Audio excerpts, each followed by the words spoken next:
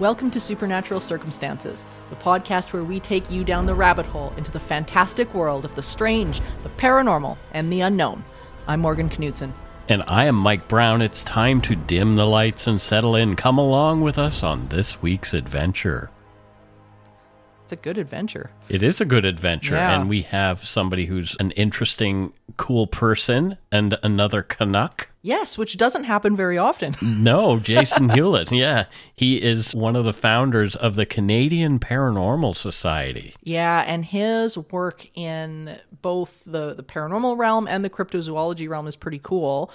And today, which I've been looking forward to this conversation for a while, we're talking about a lake monster that doesn't really get talked about a whole lot, which is Ogopogo. Well, you and I have talked about Ogopogo a lot because we're Canadian and we live in the West. Yes, he's well known around here, but not so much in other parts of the world. And I think the cool thing about Ogopogo specifically is not just the idea that, you know, he's this great big hulking physical lake monster that nobody's caught, but rather the spirituality and the legend and lore that goes around his story.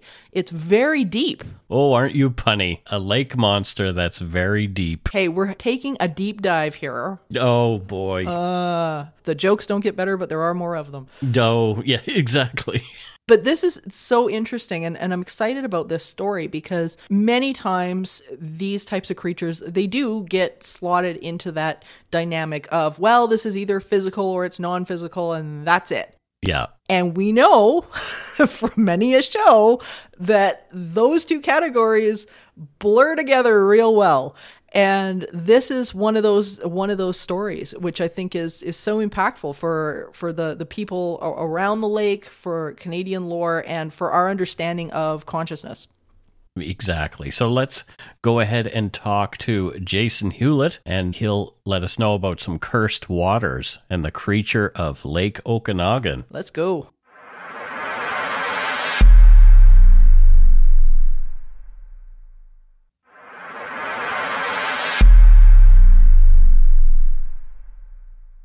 You guys ready? I'm ready to go if you guys are ready to go. Sure, yeah. I was born ready, I guess. Your enthusiasm is underwhelming, Mike. Oh, boy. Say it with feeling, Mike. Say it with feeling. I should just put up an icon of Eeyore for my... Yeah. That's awesome. He's not really like this, Jason, I'm telling you. I'm just having fun. It's the morning. Yeah. Oh, my I've God. only had one cup of coffee, so that's probably what the problem is. I need about 40 more. Yeah, I hear you. I just poured myself another one before coming downstairs because it's just been, my kid's been sick, so it's been like broken sleeps and for the last few days. It's just like, ugh. You're in Kamloops, right? Yep. Yes, I am. Yeah, and that's a hot spot for Bigfoot, et cetera, et cetera. It is, actually. I didn't know that growing up until I kind of got later in. It's like, oh, wow, these guys are supposed to be everywhere around here, right? So it's been an interesting discovery. Kamloops has actually got a lot of weird stuff associated with it, I'm learning, especially when you bring in indigenous belief systems. Right. Which makes it clear. And of course, we're close to Kelowna as well, right? Of course, where there's Ogopogo and things like that. But I guess there's something here that in the land that doesn't like people to leave, because I've tried leaving numerous times and I'll move away for a year or two and I always come back. And it seems to happen to everybody I've met. They just end up back in Kamloops. And I talked to a buddy of mine, Chris Bowes, who's an indigenous artist and storyteller. And he's just like, yeah, man, there's something here. It does not like, if you're from Kamloops, you are always drawn back for some reason. So I don't know. Oh, well, that's terrifying. Okay, well, we have to get into that today. I want to get out. Tell us a bit about yourself, Jason. I guess, how would I describe myself? I'm someone I was a journalist for 10 years, like a crime reporter, with a background in film studies, which I got into film kind of in the 90s when, it was impossible to make anything because it all cost so much money because everything was done on film. But I've also had a lifelong interest in the paranormal, and I've sort of in the last 5 years have found kind of my passion for like ghost hunting and paranormal investigation merging with my journalism background and my passion for film. And I'm the co-founder of the Canadian Paranormal Society. We have a web series called We Want to Believe, where we document our investigations. And I've also written full 4 books now, 3 of which have come out, and the 4th one, which is coming out later this year from Small Town Monsters Publishing, which is about Ogopogo. Wow, cool. And that ties into a documentary I made with Eli Watson of Small Town Monsters that's coming out later this year called Cursed Waters, Creature of Lake Okanagan. And so that's kind of me in a nutshell circa right now, 2024 sort of thing. I think it's so exciting. Mike and I have talked about this before, where we've wanted to do a show about Ogopogo because you don't hear a lot about Ogopogo. And I think the mystery around this particular lake monster is pretty unique compared to some of the other ones. So for people who don't know who Ogopogo is, what is it? Let people know what it is. Well, and that's something when I kind of started researching the book that I had one idea of what Ogopogo was. And by the time I finished the book and we finished the documentary, it had changed quite a bit. Yeah, which is I found fascinating because on the one hand, Ogopogo is like a lake monster in Lake Okanagan. And it's, between, depending on what you hear, it's like 25 to 60 feet long, kind of serpentine with like the head of either a horse or dragon, body of a snake, tail of a whale, and these little sort of nodules / horns, some people describe as deer horns. And it's been spotted. It's actually one of the more documented lake monsters out there. Mm-hmm. And it's become a huge tourism draw for the city of Kelowna. Ogopogo, you can get Ogopogo stuffies. There's Ogopogo is in children's books. It's like on their mugs and shirts and hats and everything like that. So that's the one side of it. And people have been drawn from all over the world to track down Ogopogo, wanting to find evidence that this creature exists. But what I learned while working on the book is that it has a strong tie to sort of First Nations beliefs. And it's not a monster at all. It is a spirit of the lake. And they call it, I'm going to mangle the pronunciation, but it's like Nahahaitu, I think is the actual indigenous name for it. And it's there all the time. Like they say, if you really want to catch Ogopogo, go down with a cup, get a cup of water out of the lake, and you've got Ogopogo, because it is the lake itself. Yeah. And it's sort of when I had a hard time. I have a hard time with lake monsters because someone that approaches things from a more scientific angle, how can something like that or a species live in a limited body of water and you not see it more often or not have carcasses wash up? But taking it from the more spiritual side of things, I kind of have an easier time accepting it and believing in it because, I hunt ghosts. So I already believe that things can have a spiritual form anyways that make itself known kind of when they want to. So I kind of look at, I can see the both sides of the story, and I really like the indigenous belief system when it comes to this because you can tie that into Sasquatch, like paranormal Sasquatch encounters, etc. So I don't know if I've done a great job explaining what Ogopogo is, but that's sort of where I'm at with the story of Ogopogo right now.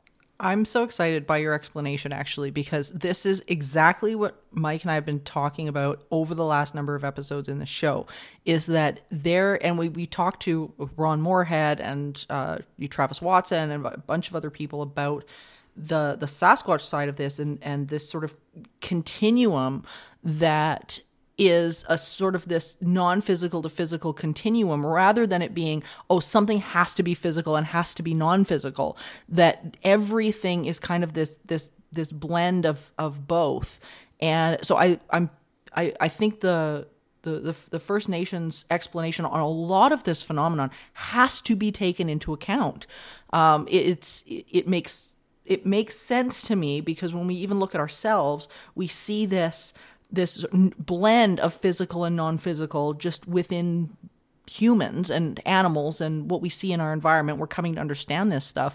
And so I find it really interesting that we can extend this now to the phenomenon of Ogopogo, which is, again, another topic where people are in that debate of, it must be this physical creature. Well, how does the physical creature get here? So I find this really interesting.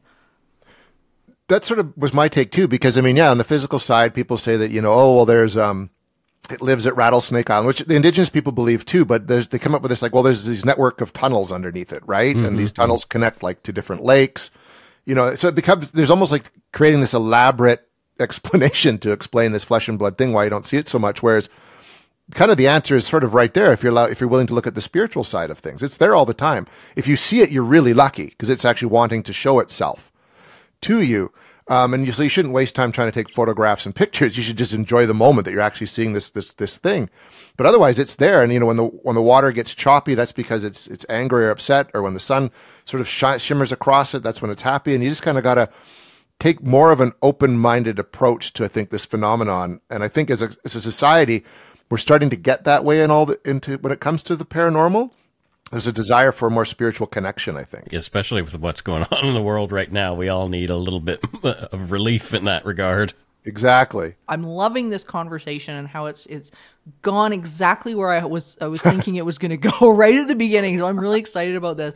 And I noticed too, as I was going back in the dates of Ogopogo history, is that oftentimes there was even misunderstandings about the history of Ogopogo as well, that this was a creature that demanded sacrifice, and that anybody who rejected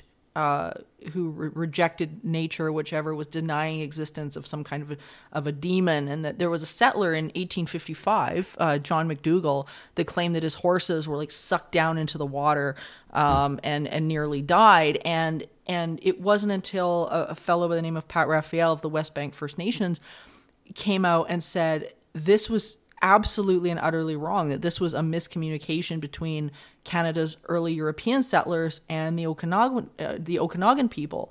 So that there's even still mistranslations about things like this that maybe we want to demonize, but have nothing to do with that, a horrible history at all.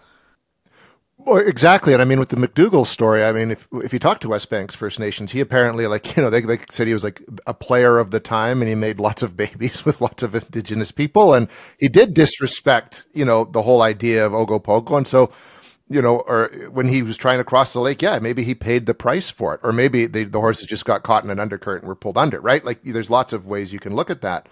But there's a tradition, and it extends to Sasquatch as well, that you do make sort of an offering when you go into the woods, right, to guarantee safe travel. But it's not like a sacrifice or anything, and it's not like huge carcasses of meat. Like, it's maybe a bit of tobacco or a little bit of fruit, or some Sasquatch prefer just leave a certain rock for it, right? It's just more paying respect than anything else. But when they see even say a little chunk of meat put out to an alleged lake monster, like Western culture blows it out of proportion that you're sacrificing, animals to this demon, which is not the case. I think that we have a tendency in Western society to do that a lot anyways, to jump to conclusions and take stories and blow them out of proportion. So I think that's partly where that comes from. Yeah, and to make things more horrific than they are. And the West is so famous for that specifically. I mean, we see it in our TV shows, and we see, they'll take something that is predominantly positive and then manage to warp it into something that's just this horrific thing and whatnot. And I mean, there are throughout these various legends and things like that, no matter where you go. I mean, there are some horrific stories, like you look at stories like the Wendigo and things like that, and they're terrifying, but this is one of those that absolutely doesn't need to be. And everything that I've seen in and of the history of the Ogopogo is something that is very protective, is nurturing of the land. And like you say, it goes into other traditions like Sasquatch and even Yeti. Like the Sherpa believe that it is, the god of the mountains. It's there to nurture and protect these things. So, I mean, it makes sense to me that you've got something, that we really have to put down our fear and stop demonizing things that we just don't understand. I agree 100%. I wonder how much of that maybe does tie into, our religious background in the West, right? Like, if it's not part of Catholicism or Protestantism, it's bad and it's wrong and it's evil and people aren't seeing ghosts. It's all demon, demon. Mm-hmm. So I wonder if that ties into it too. It's like sort of an unwillingness to be open-minded about other belief systems. Right. Yeah. And it's easy. Yeah. It's easy, right? Like, I mean, it doesn't take any thinking to turn around and say that's just evil and I don't want anything to do with it. Like, that takes zero work.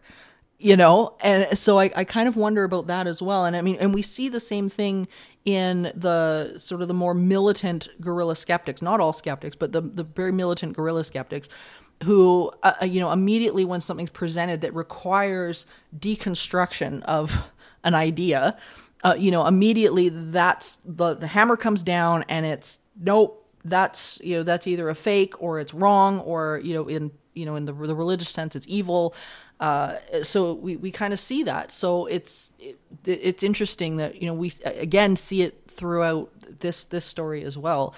But Ogopogo, because very strange name. Can we talk a little bit about the name? Where did this come from? Because it's a funny, it's a quirky name compared to something like Loch Ness Monster. Ogopogo was actually, it came from a song called The Funny Foxtrot. And it was actually, it was like played sort of in the dance halls of Vernon. And boy. And that's literally where it started. Actually, it was kind of cool because Eli found the actual song, and it's in our documentary, which I think is fantastic. And when you listen to it, it's like, it's the whole, it tells the story of the Ogopogo and, the body of a serpent, kind of like I said earlier. And then the name became copyrighted by the village of Vernon. And they had it until recently, actually, where they actually let the copyright go. And I think West Bank First Nations has actually picked it up since then, if I'm not mistaken. So it's literally a made-up name. It has nothing to do with the actual original stories about the creature in the lake, or the spirit of the lake. And so even that speaks to the kind of, it's a real case of cultural misappropriation. So Tourism Kelowna is using this to market Kelowna and all this merchandise, which I've been guilty of buying for my son, etc. But it's become a bit of a place of contention with the Indigenous people as well. Like, they say that's fine and everything, but don't misrepresent the two almost. Like, they're two totally separate things in reality. That's really interesting. I was just reading, I put down some notes here and just reading that, originally the historians that talk about it, specifically Mark Orkin, the creature received its name on a night in 1924 when the strains of an English music hall song, exactly like what you said, were first heard in the city of Vernon. And some of the lines for the song that some of the people out there might recognize, because I definitely recognize, is his mother was an earwig, his father was a whale, a little bit of head and hardly any tail, and Ogopogo was his name. And I think a lot of people in the West grew up with that song. I remember that song. Yeah. Totally. Yeah, and Orkin goes on to talk about that a somewhat different form of the song appeared in the Vancouver province in 1912, and again on August 24th, 1926. And according to the DC, the name was first applied in 1912. So this goes back quite a ways, and probably a lot further back in the First Nations traditions, I'm guessing. Way back, it's been there. Nahahisu has been there since like the dawn of time, right? As long as there's been people there, there's been the spirit of the lake. It was probably even precedes people, and it's people have it's just that the stories have been told for hundreds of years, but it's as soon as like McDougall and company show up that they start seeing things and having experiences that they, I think, just naturally, it could have been completely unrelated, but they started tying it into this story of the spirit of the lake. And to them, of course, it became a demon because they didn't understand it and it scared them and things like that, like we were talking about earlier. So it's been there forever. And this Ogopogo creation is very, like, within the last 100 years, it's been around. But it's amazing how quickly the Ogopogo story has sort of overtaken the historical side of things. And I think that's why a lot of Indigenous people are hesitant to talk about their belief systems, because we just take it and turn it into something else entirely, or don't respect it. Mm-hmm. Yeah, no, absolutely. So let's get into a few sightings here, because there's been a lot of sightings over the years. What are people seeing when they see this critter? They're all very similar. They all describe, and there's the statue, Peter Sloan's statue, that's in the main park in Kelowna, at the waterfront. And that's basically what they're seeing, which I think is interesting. But a lot of it, there's the Art Folden's film, the Folden film from 1968, which is like the first real bit of footage captured of what they believe is the monster. And that was off of Highway 97. And it showed something of very long, shot on 8mm camera that's about 60 feet. Larry Thal also filmed it like a few years later, the home movie camera. And it's all very similar to the undulating serpentine, up and down motion in the water. The most recent was Dale Hatcher and Colleen Hansen. That was the picture that kind of went a bit viral in October of 2022. They actually took a picture of something in the water, and people have said it's like it's a dog or it's a duck or it's a decomposing crawfish. But if you really look at that picture, and Eli and I went out to the exact spot. If it's a dog, I think it probably drowned because it was so far out, right? But it looks like if you put that picture up to next to the head of the statue, it looks like very much similar. And to hear them describe it, it was motionless in the water. It was just sitting there, and it looked like it had a neck that just went very deep down. It wasn't bobbing up and down. It was just very quietly there looking at them as they went by in their sailboat. And the only reason they went to the media with it is because they weren't sure what it was, and they were worried that it could have been a boating hazard. You know what I mean? And they're trying to find out. So, people have said, they put their picture out for money. It's like, no, that's not what they wanted. When we talked to them, they're very genuine about what they saw in the water. That's the most recent. I mean, there's footage that's ended up, I remember, on Unsolved Mysteries back in like the late 80s, that it was actually a beaver. I think what makes Ogopogo stand out is there's been more than one sighting. I think the Thal sighting was one where there's many people saw it at once.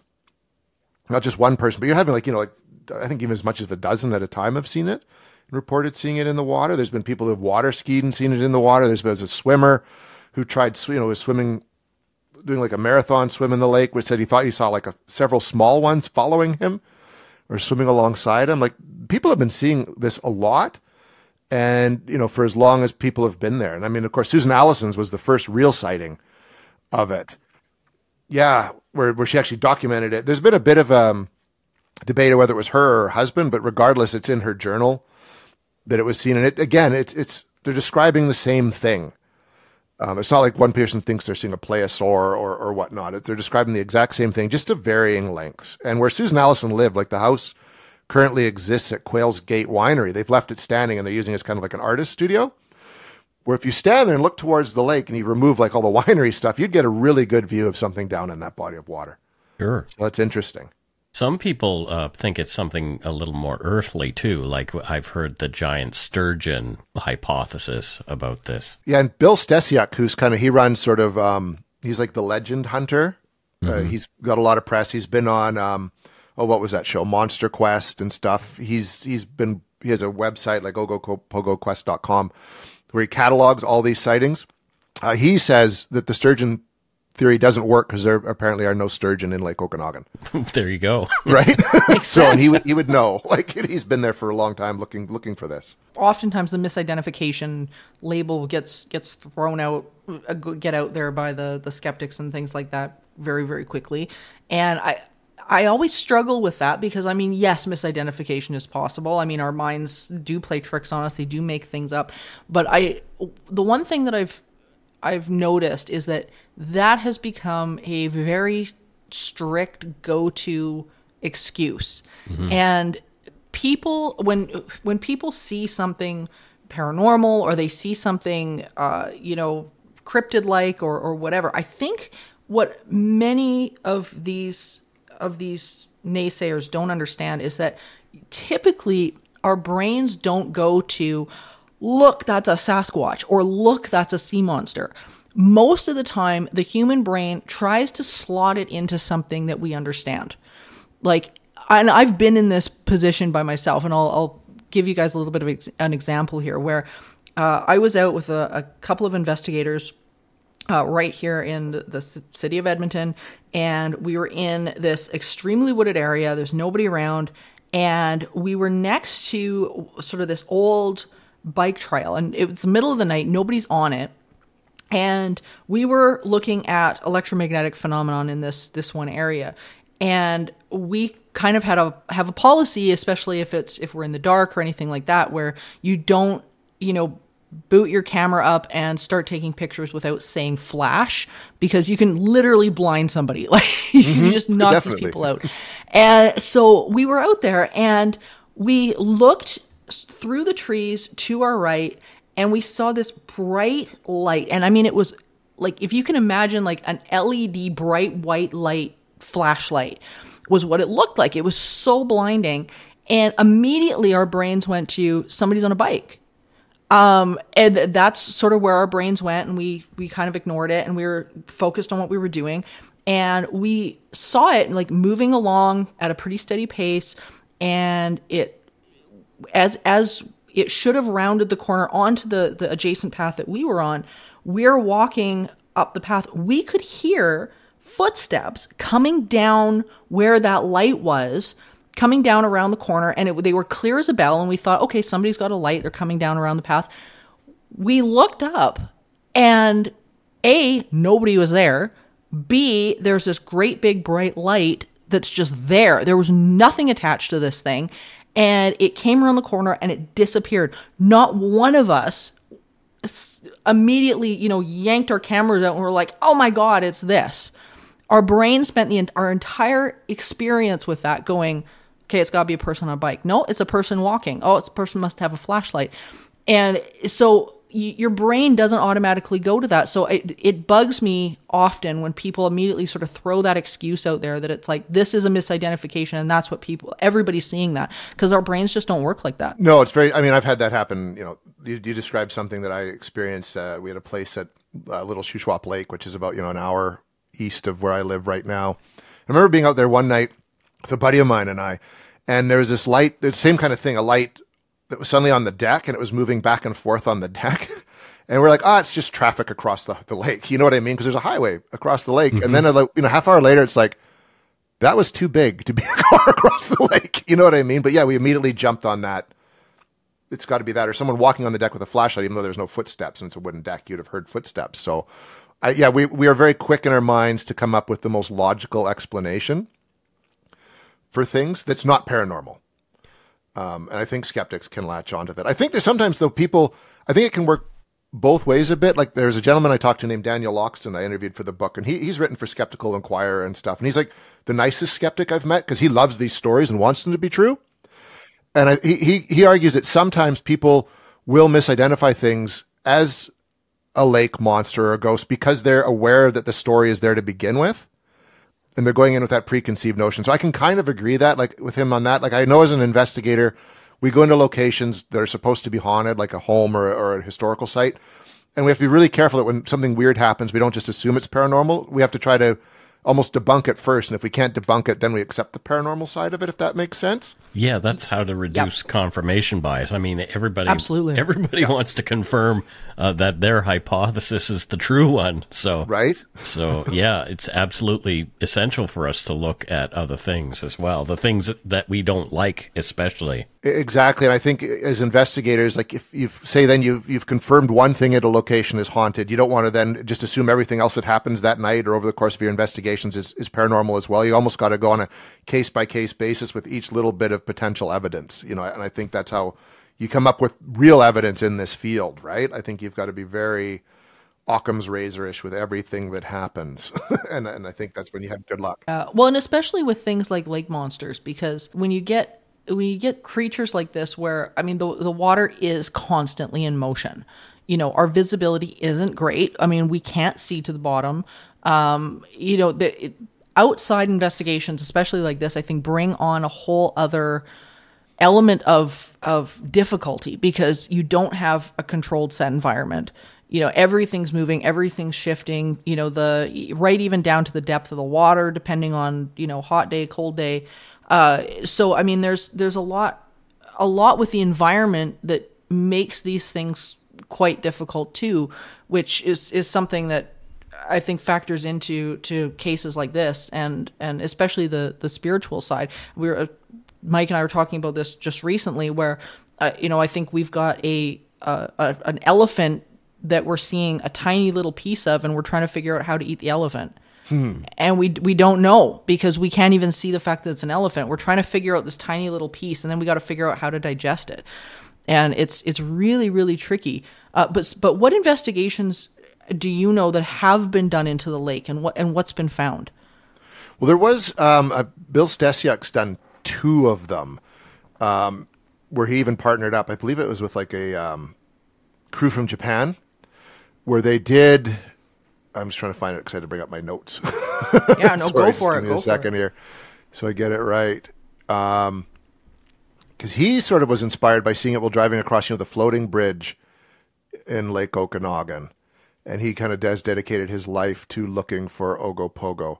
But he went out actually with Monster Quest, looking for proof of Ogopogo, and they focus a lot around Rattlesnake Island, and they found that's where they found like what could possibly be like those caves down there. Like they had a diver try to go into it and said that there was something, it felt like some kind of current in these caves. And they used also like they used sonar equipment as well. And they picked up like a sonar ping of something pretty large. Cool. Down in the water that they couldn't really, confirm. It lasted for 35 seconds and then the object moved away. Which led to the second, and that was the first expedition. And the second expedition, that's when they sort of focused more on Rattlesnake Island and Seclusion Bay, and they believed that they found the cave thing. Sorry, my brain got a little jumbled up there. Probably wasn't okay. This morning. No problem. Those have been kind of the two biggest, most recent expeditions. But John Kirk has spent a lot of time at the lake as well, and he was out on a boat, and they actually found what they believe it was like this weird, oily kind of residue in the water that had bits of like shrimp and other aquatic life in it. Mm-hmm. They looked like regurgitated food, for lack of a better word. And they did gather a sample of that, but they admit that when they went back to UBC, there wasn't a proper tracking of the material, and it eventually was lost. So they were kind of like, they thought that was very unfortunate because they could have used there could have been DNA evidence in there that could have supported some kind of life that would have eaten whatever this mass was. Those have been the really big expeditions. So it hasn't been quite as well hit as, say, Loch Ness, where that Loch Ness has been like dozens of times, I believe. Even most recently when, Ken Gerhard was there on a bit of an expedition. But it's been a while since there's been a really big expedition, I believe, on Lake Okanagan. I think Stesiaks were kind of the last two big ones, and that was the early 2000s. So we're already going back 20 some odd years. Oh, well, maybe we need a new one. Well, I'm just thinking that, and I want to go. I will be there in a heartbeat. It's just a quick drive for me. Where are you, Mike? I'm in Langley. Oh, perfect. Yeah, that's nothing. Yeah. That's like 3 hours tops, I believe, right? Exactly. So if there's anything ever going on, let me know, and I'll be there with all kinds of crazy camera gear and stuff. Oh, you and me both. I'd fly out for that. Yep. It's like Eli and I spent a lot of time on the water filming the documentary. Like we went out, like I said, we went out with Colleen and Dale, and then we went out with Bill Stesiak to Rattlesnake Island, and we brought Coralie Miller and Kate Alt of Westbank First Nations with us to the island. And looked around, and we shot some footage and stuff like that. Like the whole time we were out there, we didn't really see anything that we could purport to be even a possible lake monster sighting.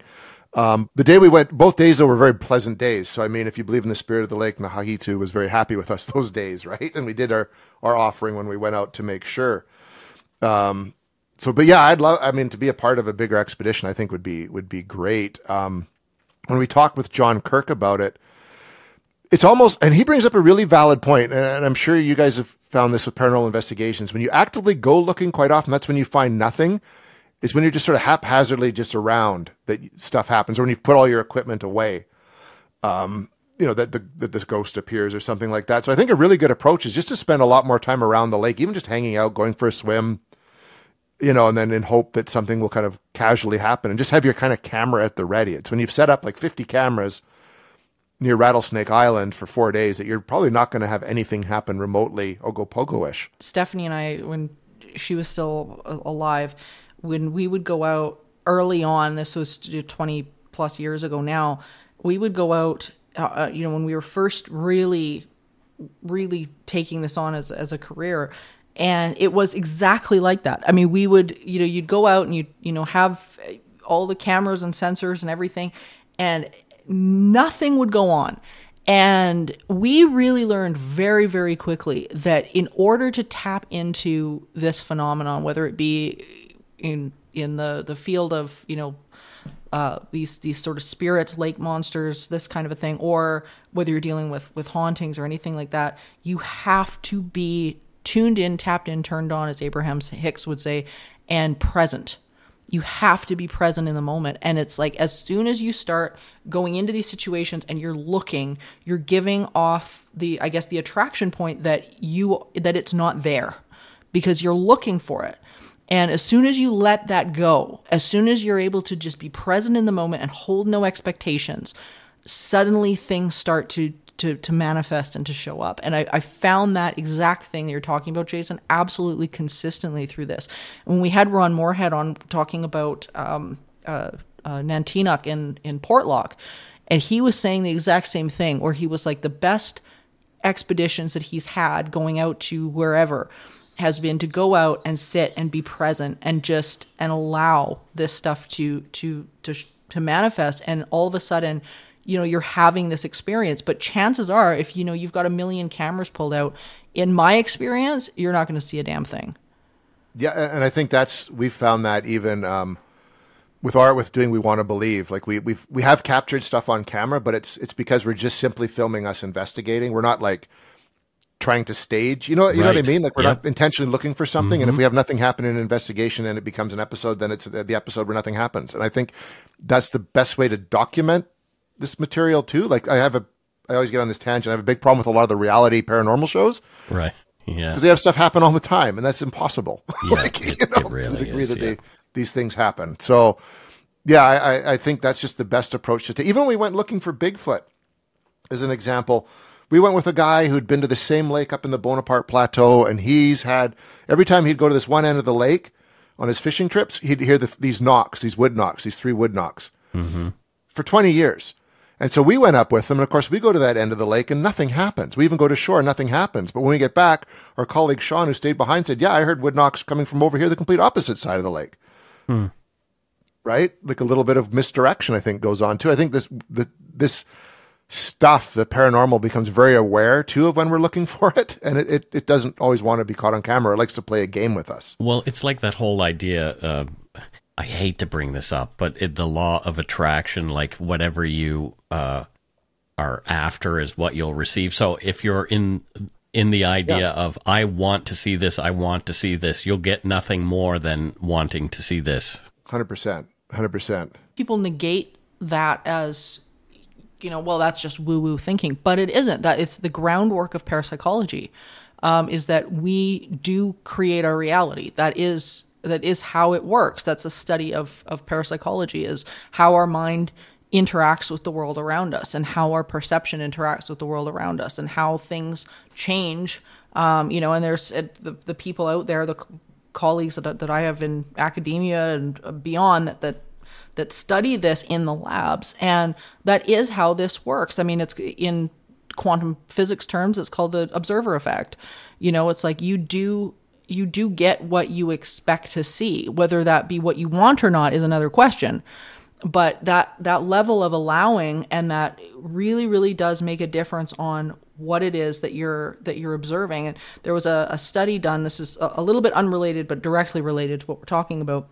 There was a study done a number of years ago, and the name of the fellow escapes me at the moment. But basically, the idea was he wanted to test the mindset of people who believed that they were just genuinely lucky and full of abundance versus the people who weren't. And what he did was he sort of had a call put out for people to come, a group of people to come and join him at this townhome where this so-called experiment was going to happen. But what he did was he put money underneath, like sort of sticking out from underneath the doormat in front of the door. And what was so fascinating was that every single person that believed that they were abundant found it and saw it and picked it up. Not one person that were like pessimistic and I'm unlucky and nothing good happens for me and so on and so forth. Not one single person saw it. And what became the question on the table was, for the people that didn't see it, was it even there? Was it even there? And so it opened up a whole plethora of questions. But I think that same thing can be applied to something like that. How open are you? I mean, we see it in the Gansfeld experiments when people are, looking at remote viewing and receiving images and things like that. The people who are not open and are not able to quiet their minds and so on and so forth don't do well statistically. I would have found the money, just so you know. I would have been one of those ones that found the money. I have thousands of examples of that kind of stuff in my life, countless. It's crazy. Yeah. And same here. Like, I mean, I just, things just line up. But I think, again, I mean, you look at the mindset of like the three of us, you know, and that makes sense to me. So it's a really, really interesting, but I think that understanding applies to things like Ogopogo, applies to things like Sasquatch. I mean, you hear about hunters that are out there and they're just hanging out in their tree stands and they're just chilling out. Like, that's their peaceful place. And all of a sudden, bam, they see this thing, you know, or they're hiking or, you know, whatever the situation may be. But they're in that state of allowing. And in hauntings, it's the same. You have paranormal experience. Most people say, well, I was washing the dishes at my kitchen sink and something showed up. And they were doing something very mundane where they can let their mind go. So it's like, I think in Ogopogo, I mean, here you've got, you know, this beautiful, beautiful lake. You're out on your boat, you're hanging out, you're letting your mind go and whatever. And bam, you know, something shows up that you're like, what is this? So, I mean, to me, this fits into everything that we've been learning about this phenomenon. Well, and it's interesting too, because like I said, when I went into writing the book and doing the documentary, I was pretty skeptical of the whole lake monster thing. But when we met with Colleen and Dale, like Colleen was mentioning that the day that they went out on the boat and saw the thing in the water, potentially Ogopogo, is Colleen's mother, I believe it was her mother, had recently passed away. And so she was quite, you know, down and depressed, and she'd sort of put it out there to the universe or to God or however you want to describe it, that she just wanted to be distracted sort of from her grief that day. And lo and behold, on that trip, they saw the thing in the water. Mm-hmm. And took that picture, wow. Right? And so that she sees it as that was sort of the universe giving her something amazing to focus on, to sort of distract her from where she was emotionally going into that. And that really struck a chord with me. It was almost like this gift. You know what I mean? Sure. Yeah. To see that and have something wondrous happen during a time that was otherwise quite sad. And that kind of that really got me thinking that there's more to this, right? Like you say, like, you know, you're in this, every time I've had sort of a paranormal experience, it's generally been in like, in an open state of mind or in a place that I'm very comfortable with, etc. Obviously you go into investigations, you have stuff happen too, but that's when you're very much allowing yourself to dial into these. But even at my house, I've had stuff happen here where I'm just totally relaxed and then something happens that just totally seems very odd and unusual. Mm. Oh yeah, 100%. I mean, if something's going to happen in my place, because I there's a lot of stuff that's happened over the years in my little apartment, but it's been really interesting because it's usually during a time where, I don't know, I'm like, you know, cuddling with Galen on the bed, or, you know, I'm sometimes it's when I'm not even in the room. Like I'll hear something go on out in the living room. I mean, we had an interesting experience. This has happened a number of times now. My kitchen table is this really great big heavy wood kitchen table. You need like 4 people to move this thing. And there's been a number of times where, you know, I've come out of a bedroom, or like my mom's been here and she's come and gone and looked at the table and said, has the table moved like 2 feet?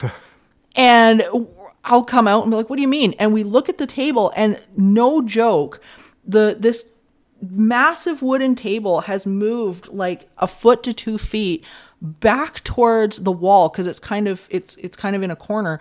And normally, like, you can walk completely around the table, right, for ease of use and things like that. And there you have to like inch your way by. There's like 6 inches of space between like the wall and the chairs. And it's like that table has hands down, you don't hear a thing. But it completely shifted, and you can tell by the position that it's in now, closer to the wall. So really weird stuff like that, you know, sometimes, as I say, I'm not even in the space, and this stuff will happen. But it's always in that state of allowing. You know, you're letting your brain go. It's really cool. So to sum all this up, you've been talking about this documentary. Let's hear about this, because I know people are going to want to watch this. I can't wait to see this thing. Cursed Waters. Let's hear about it. Well, yeah, and it's funny how Cursed Waters happened, because I originally was going to write the Ogopogo book. We had a contract with Beyond the Fray Publishing. My colleague Peter and I had written 3 books for them, and we had 1 more to write. And so I decided to write a book on Ogopogo, because Peter wasn't in a place where he could assist in writing a book. And so I started researching it and lining up interviews. And at the same time, Eli Watson, who works with Small Town Monsters, reached out to me, and he says that the whole team was coming up to British Columbia in May of that year. They were going to film On the Trail of Bigfoot, The Origin in Harrison Hot Springs. But Eli had a few days where he could go off and kind of do what he wanted, and he decided he wanted to do something on Ogopogo because he's fascinated with the story. And he asked me if I wanted to go with him and help, and I'm like, heck yeah, like I want to do that. And it was originally supposed to be for his YouTube series, Mysteries and Monsters. So we went out and we shot the documentary. We did the whole thing in like 2.5 days, and then met up with Seth and everyone else in Harrison Hot Springs. I did an interview for On the Trail of Bigfoot, The Origin, and went off, and I finished the book, and the book had changed a lot. And it wasn't so many the stories, like just scary Ogopogo encounters. It became more about, like we'd already talked about, like the cultural misappropriation and the filming of this documentary, etc. And so Beyond the Fray wasn't interested in that anymore. So I got out of the contract with that, and Small Town Monsters picked up the book. And then suddenly Mysteries and Monsters wasn't going to happen, and it was going to be Cursed Waters. They decided to take this and make it into this documentary, Cursed Waters. And so it's basically exploring everything we've kind of talked about, going into it thinking we're doing something on this sort of flesh and blood lake monster, hearing the indigenous side of things, finding out there's much more of a spiritual component, and how the Tourism Kelowna took this sort of very spiritual being and turned it into this marketing tourism thing. It became very much about conservation and preservation of the lake, not only for people, because of the pollution that's going on, but because there's something in there that's important. I think even the province of British Columbia recognizes Ogopogo as an endangered species, and it's protected environmentally. So that's kind of, the documentaries became less about this scary lake monster and more about this spiritual being that has a greater importance, which is awesome. And it's going to be coming out later this year. It's premiering at Monster Fest 2 in Canton, Ohio at the end of June. And Monster Fest is June 29th, but it's supposed to screen at the Canton Palace Theatre the night before. And then it'll be available on VOD platforms and DVD and Blu-ray. Are you going to go to the screenings? Oh, heck yes, I am. I'm going to be going to that. And the book comes out at the same time. Actually, from what I understand, they're going to be releasing it almost simultaneously. So hopefully at Monster Fest too. So I'll be there for the book. And the book is called, I believe the title now is The Legend of Ogopogo, Canada's Loch Ness Monster. Oh, that sounds so fun. I'm so chuffed for you. Thank you. I was very excited when all this the way that it all kind of came, and we're talking about, like synchronicity, like the way it all kind of came together was pretty wild. But to have sort of the book as supplement material to this documentary, that what I've seen of it is really, really good. It's sort of in the late stages of editing right now and narration, and it's going to be a really good documentary that I hope people like, as long as they're willing to go into it not wanting just a bunch of scary lake monster stories, because neither the documentary nor the book are about that. Well, that's what Mike and I have been trying to avoid too with this show, is the fact that this is so much bigger than what people think it is, or they maybe have a sense that it's bigger, but they don't know how or why. And I love the approach that you're taking with this, because it adds to a broader discussion, which is that of consciousness. What is it? How do we fit into this? And what are these things that we're seeing? Is this something, if this is something that is projected by us, then that's incredible. If this is something that's, outside of us, that's incredible. Opening all these questions up, I think, again, makes us look back at us and go, what is it that, how are we interacting with our environment, and how are we perceiving what it is that our environment has to offer us? And I think I'm so excited for you and to this documentary and the book, because this is a conversation that I think is going to be the next level of paranormal conversation. It has to be. I agree 100%. And that's why it was really a nice surprise for both Eli and I to kind of find that we went on this path with the documentary. Mm-hmm. And I think, I really hope that people respond to it that way, because I believe that that's exactly what's going on. I mean, I think, and I like how you sort of bring that up too, Morgan, like is this something that's there, or is it something that we're manifesting kind of because we've heard these stories and the legends tied into it. I think that's a really interesting, the parapsychological approach too, right? And where does that line? Where is that line, if there is one? I don't even know if there is one anymore. That it's like, where do these things start and stop? Like you were mentioning this idea of this water spirit that goes probably beyond humans, right? Beyond the existence of us, beyond the existence. I mean, everything that we see and touch and experience was thought at one point. Well, then, who's doing the thinking, right? Like it just opens up this incredible conversation, which is the conversation that I love to have about this. And I think that looking at these creatures, whether it be Ogopogo or, Loch Ness or Dogman or anything like that, in this brand new way, it really forces us to do the inner work, which I mean, a lot of people, that scares the hell out of them. And it's I think easier for them to, like we said at the beginning of this, label it as evil or demon or whatever. But because it does make us self-reflect on, what does this mean if I'm experiencing this? What does this mean for me? Which is ultimately, I think, it is about that expansion and consciousness. And Jason, I just thank you so much for coming on today and talking about this. Oh, it's my pleasure. Thanks so much for having me on, you guys. This has been amazing. Where can they find our wonderful people? Where can they find more info about you and all the amazing work you have been doing? You can find me, on Facebook and Instagram. On Instagram, it's Jason Hewlett Official, because there's another Jason Hewlett out there that's a motivational speaker, so you got to be kind of careful about that. And then, of course, we have our Canadian Paranormal Society page on Facebook as well as CanadianParanormalSociety.ca, where you can kind of keep up with what we're doing. Well, that's exciting. Well, I hope everybody goes and clicks on that and joins it, because this is the next level of conversation that we need to have about this. So I'm thrilled. I'm thrilled. Mike, what do you think? I think it's awesome, and I'm just joining the group right now. Excellent. Thank you very much. There's a lot of also funny paranormal memes up on there too for people who are into that. Well, thank you so much, Jason. This has been amazing. Thank you so much. It's been great.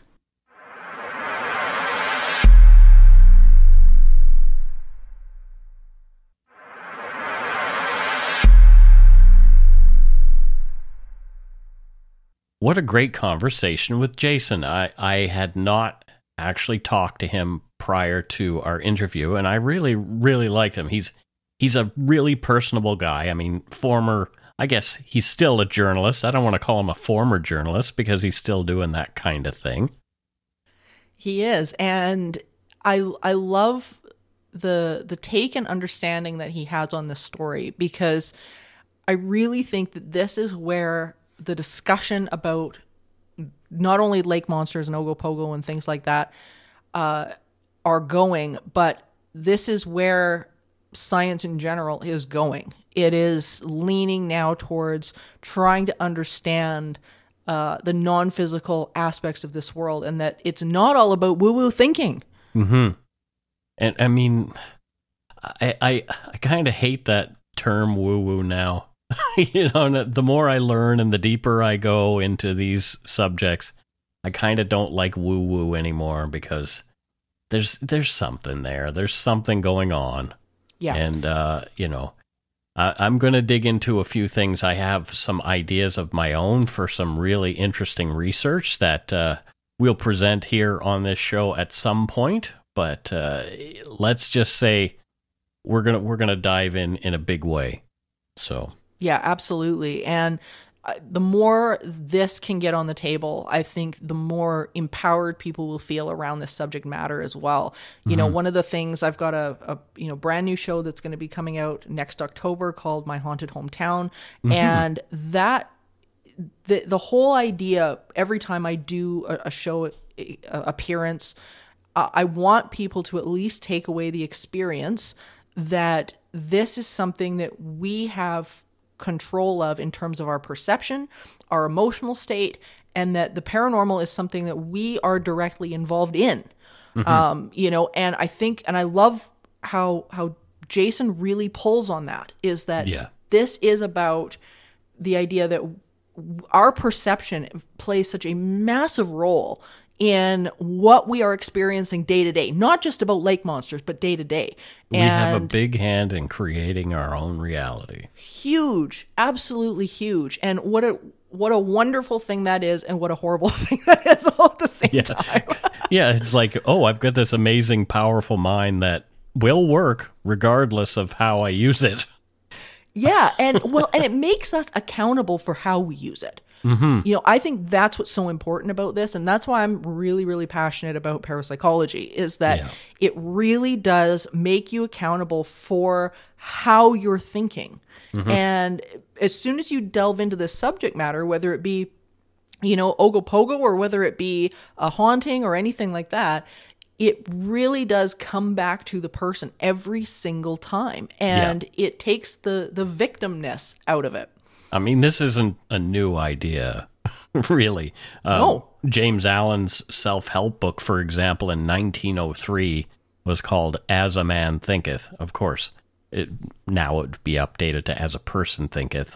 But, and it all comes actually from the book of Proverbs in the Bible, not to wax too far down that road. But, these ideas that we create our own reality are as old as humanity itself. Oh, absolutely. And I mean, especially with, you look back on some of the older works, and you can really start to see exactly that. Like, we really did have it right early on. Mm-hmm. And I think that some of those ideas were kind of chucked as, materialism became a greater factor in how science was explaining the world. And now it's kind of coming full circle. It's coming back to this idea that, our experiences and what we're allowing and projecting, and it's kind of this very interesting cyclical phenomenon that we've got going. And I mean, I think the sky's the limit. Once science as science continues to embrace it. Exactly. Well, there you go.